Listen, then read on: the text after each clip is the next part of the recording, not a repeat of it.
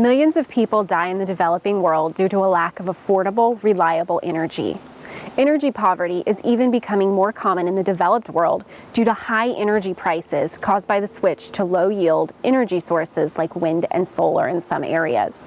With us today to explain how energy policy is key to lifting India out of poverty is Vijay Jayaraj, Research Associate for Developing Countries for the Cornwall Alliance for the Stewardship of Creation.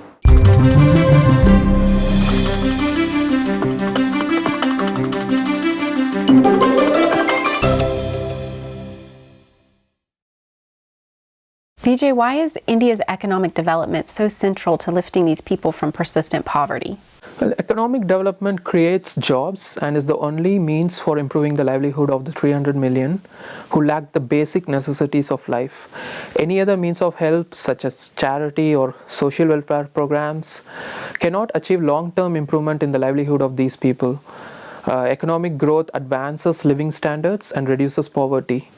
Poverty rates started to collapse towards the end of the 20th century because economic growth accelerated in developing countries.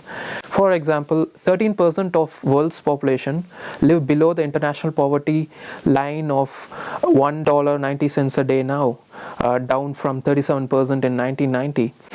India's economic growth has been relatively low until the 1980s, and it was the rapid economic growth in the past 3 decades that helped India improve its poverty index. But the situation is nowhere near the desired level and much needs to be done. Can you tell us how important the free market is to the future of India? Millions of human beings die every year in the developing world due to the lack of affordable, reliable energy. Only a free market economy based energy production scenario is best for addressing poverty in developing nations. Market freedom enables the resources to go where they are needed the most. It involves wise use of environmental resources for the betterment of human living conditions, which is a moral responsibility towards the environment while meeting others' needs. It also is highly productive and provides transparency and fairness. Global warming policies drafted by the UN and IPCC, on the other hand, highly undermine a free trade-based energy system by proposing restrictive policies regarding energy production and the use of natural resources. For instance, a mandatory transition from fossil to renewables of any scale or magnitude will restrict the use of abundant fossil fuel resources and have an adverse impact on the cost of energy for both households and businesses.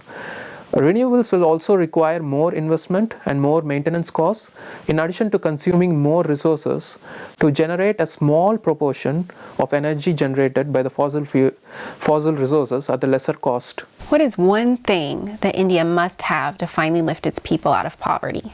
In addition to expanding the free market, India has to liberate its energy sector, which involves a radical change of its existing energy production policies and also allow for more foreign investment in its energy sector. And for that, India needs secure and uncompromised access to energy resources. Globally, between 1990 and 2013, energy use increased about 54%.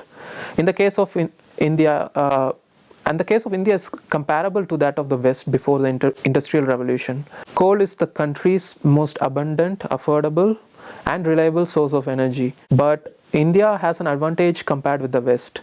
It can implement emission control technologies that did not exist during the Industrial Revolution in the West, which means it can shorten the period of high toxic emissions and in some cases even eliminating it entirely. On the other hand, wind and solar are both expensive and unreliable.